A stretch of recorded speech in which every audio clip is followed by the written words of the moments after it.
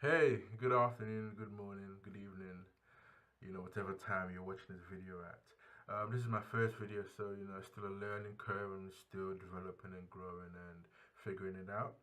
But what I plan to do is to have a series of videos talking about different things, different concepts, paradigms,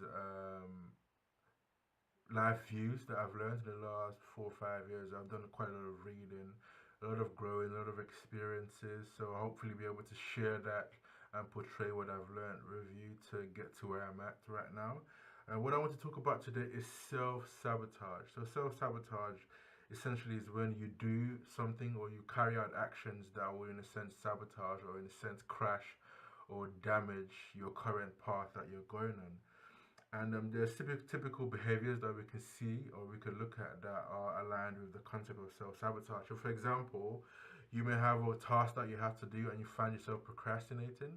So let's say you're at work and you've got a series of tasks to do. You're a student, you're studying, you've got exams that are coming up, and you find yourself just sitting there, like typical examples that will cause us to procrastinate are Facebook, YouTube, Instagram, and the like. You find yourself saying, "Oh, hey, look, I'm just going to have a look for 5 minutes, 10 minutes," and before you know it, you spent 2 hours watching one YouTube video after the other, after the other, after the other, and all the time's gone. And that's one aspect of self-sabotage, where because you don't want to carry out the task, because you don't think or you're afraid of the failure in the task that you're carrying out, or you don't think you're worth what you're doing. Sometimes you just waste time playing about just because you don't want to carry out the main thing that's at hand. Now, another one is a fear of success, which is kind of linked with procrastination, where you don't want to do things, or you find ways of not doing things, or you find ways of messing up whatever situation that you're in because you're afraid of succeeding. You're afraid of doing well in what you're doing because inherently you feel that you're not worth doing well, you're not worth the success. Another one is self-doubt. Self-doubt is when you've already taken steps. So, you're 2, 3 steps into the process, you're carrying out actions, and then the self-doubt kicks in saying, do you think you can do it? Can you really do it? Are you sure you can do it? And it keeps on playing with your mind. And one of the main things is self-doubt. It then leads you to not give 100% in whatever it is that you're doing. The times I'm sure you deeply know, I know definitely when I'm doing something and it's not 100%. You can easily sense it. And that's another major, major problem, and another way that we always have this concept of self-sabotage. And another one, which I've been hinting at, is a sense of unworthiness. When you don't think you're worthy, when you have low self-esteem, and you don't think you're worth whatever it is that you have or whatever it is that you've achieved, then self-sabotage comes in a place where you may also do things like end up with drug abuse or alcohol abuse, finding a way to numb this silence, this emptiness that you feel deep inside of you because you've worked hard for what you wanted, you've put all the effort in, you finally got it, and then you now find yourself, you know, indulging in all these things because you don't feel worthy, because you feel like a fraud. You feel like, I don't understand or I don't believe that I should have what I have, and that leads you to carry out all these actions. And it's not just limited to saying, you're now a millionaire.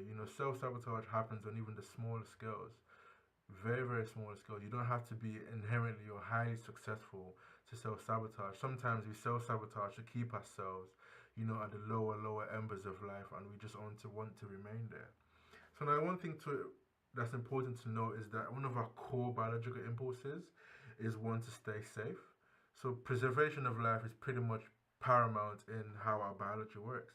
And a lot of our instinctive behaviors work around this, where we do things because we're trying to stay safe, we're trying to keep ourselves safe. The ego, in a sense, was created to maintain this level of safety. But then this desire of safety leads us to carry out certain things. So, for example, we may find ourselves conforming to social norms, doing what everyone else is doing the safe thing in a sense because we don't want to rock the boat, we don't want to take risk. Another one is that we stay within our comfort zones. We just stay, we just hide, we remain doing what's natural to us, we remain doing what's comfortable to us, we remain in our comfort zones, we don't grow because of self-sabotage. Any attempts that you make to grow, any attempts that you make to advance yourself, you find yourself finding ways. Sometimes it's so subconscious that you don't even notice it, but when you reflect on it later, you realize that, wow, I actually carried out specific actions to sabotage myself from growing, to sabotage myself from stepping outside of my comfort zone. And it's a very sad thing to witness, but it happens to all of us, and it's important to be conscious of it. So the next thing is also spending so much energy, like spending so much energy being worried about what others think or say about us. You know, what does he think? What does she think? How do people view me? But the thing to realize is that, you know what, in the grand scheme of things, it doesn't matter what people think about you. The people are always going to criticize, people are always going to badmouth you, people are always going to talk nonsense about you. This video that I'm doing now, someone may be listening to it thinking, what on earth is he on about? So people are always going to have their opinions, and if you have the analysis paralysis, where you're constantly thinking about what are people saying, what are people thinking, and you're gaining your self-worth from how others are viewing you, then you're never going to be fully satisfied. You're never going to be fully happy because your self-worth is based on such a shaky ground. So self-sabotage, in a sense, is then greatly rooted in our fear of change. So our brain instinctively interprets anything that happens, whether good or bad. Any sort of change is not good because your brain wants to remain, or your mind wants to remain in this constant state. It wants to remain in this comfort zone. It does not like change. So sometimes, and it also is also, if we look at it, we also want to have control over everything that's around us. We want to always have a measure of certainty over everything that's around us. And whenever you find any level of success, you know, it could be anything. It could pretty much passing your driver's license. It could be pretty much, you know, getting married, getting the relationship that you want, making $1 million. Literally, it could be anything. And whenever you find this success, suddenly you now find yourself in the unknown. Because you've been anticipating this, you've been working towards this, but now you're at a point where it's happened and you're in the unknown because now you don't know how to progress from here. Now you don't know what to do, and your brain literally freaks out. You literally start taking steps to get back to familiarity. That's why you self-sabotage, because your brain doesn't like the change. Your brain doesn't like what is happening now, even if it's a good thing. But, you know, good or bad, your brain just does not like the change, and you find yourself self-sabotaging. So you go back to your normal state, and it's something that you have to consciously fight, so that when you find yourself in a level where you've achieved something and you've been successful in whatever it is that you're doing, you should be able to give yourself permission to be happy, give yourself permission to enjoy it, give yourself permission to actually acknowledge that, okay, you know what, this has happened and I can deal with it. So that's to deal with, you know, how we deal with success and the self-sabotage that comes in spite of it. Now, one of the main dangers with regards to self-sabotage, and it's something that I only came across by sitting down and reflecting, is that it's really subconscious. And as a result of it, you know, you just carry out actions, you make decisions, and you think that it's a normally rational decision that you've made.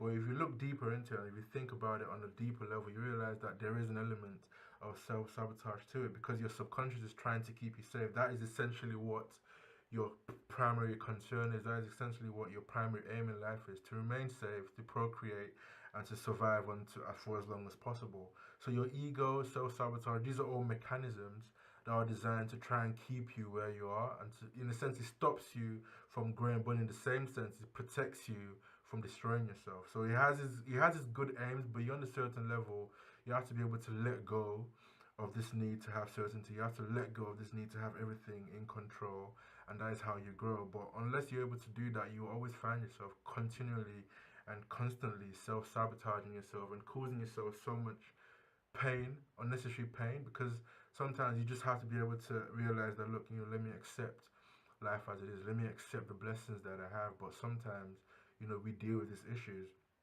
So finally, what I want to touch on is, how then do you overcome self-sabotage? How then do you deal with self-sabotage? So the first thing I'll say is that realize that you're worthy. Realize that you're worth something. Accept yourself. Like, I'm Christian, and there's so many different Bible verses that I could quote to you.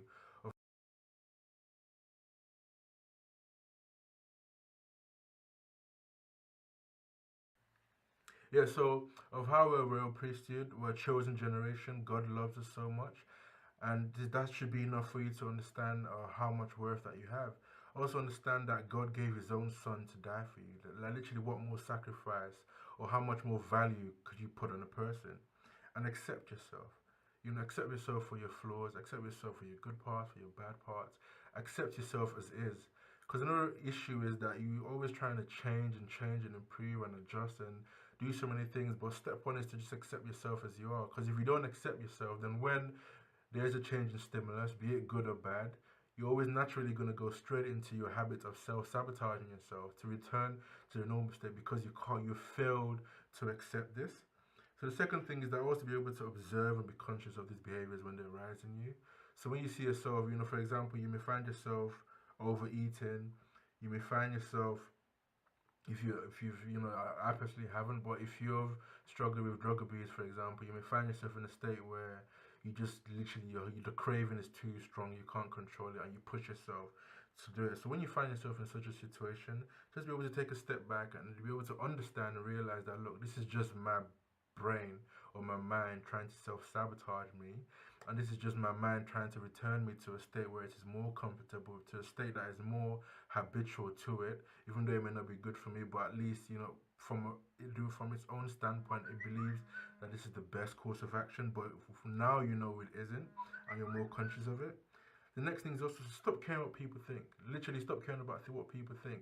What people think is their business. Like, what someone thinks of you literally is not your business, because that's not who you are. You can't be the sum of other people's perceptions of you, because it will stop you from growing. Because no matter what you're doing, someone's going to have something to say, whether it's good, whether it's bad. I'm sure you see it with celebrities where you will see comment in the comment section. They could have done one certain thing, and then half of the group could be praising them, the other half of the group could be trolling them and abusing them and telling them that, look, you're a waste of space, you don't know what you're doing. I'm even being diplomatic in the choice of words that I'm using, but I'm sure you've seen this happening before. So when you look at it, in summary, you realize that what people think of you has no impact, because it's a zero-sum game. Eventually, it neutralizes itself in the sense that the good and the bad will always balance out. So what people think really should not have any value or any weighting in how you perceive yourself. And once you let go, once you really do let go of this desire to please, this desire to do what people want you to do or to do what is expected of you, you now have this freedom, you have this peace. You're carrying out every single step in life knowing that it's a conscious step that you're taking out of your own decision, out of your own merit. And I can assure you that there's nothing that gives you more joy, there's nothing that's more pleasant than being able to get to the state in life.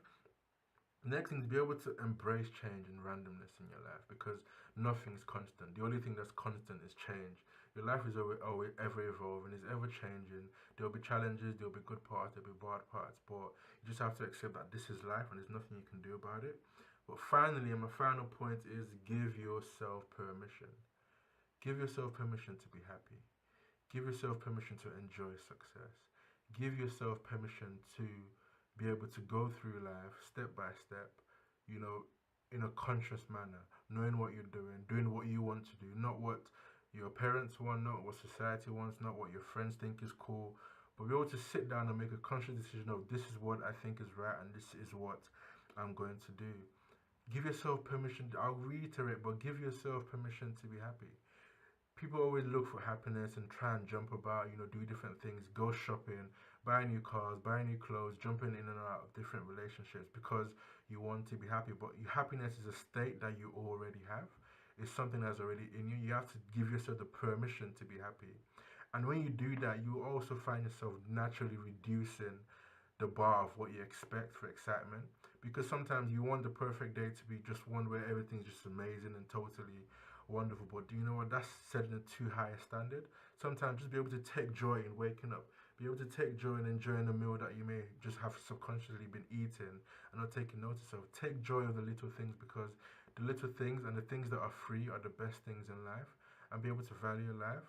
So I hope I've been able to give some insight into the concept of self-sabotage and how my experience with it and how to deal with it and the likes. I'd love to hear your comments, your thoughts on this whole concept. If you got other ways of dealing with it, from a Christian standpoint as well, if you got some scriptures, some examples of self-sabotage and dealing with self-sabotage, or the concept that I spoke about in terms of being worthy and accepting yourself, if you got some thoughts, some comments on that, please leave it in the comments below.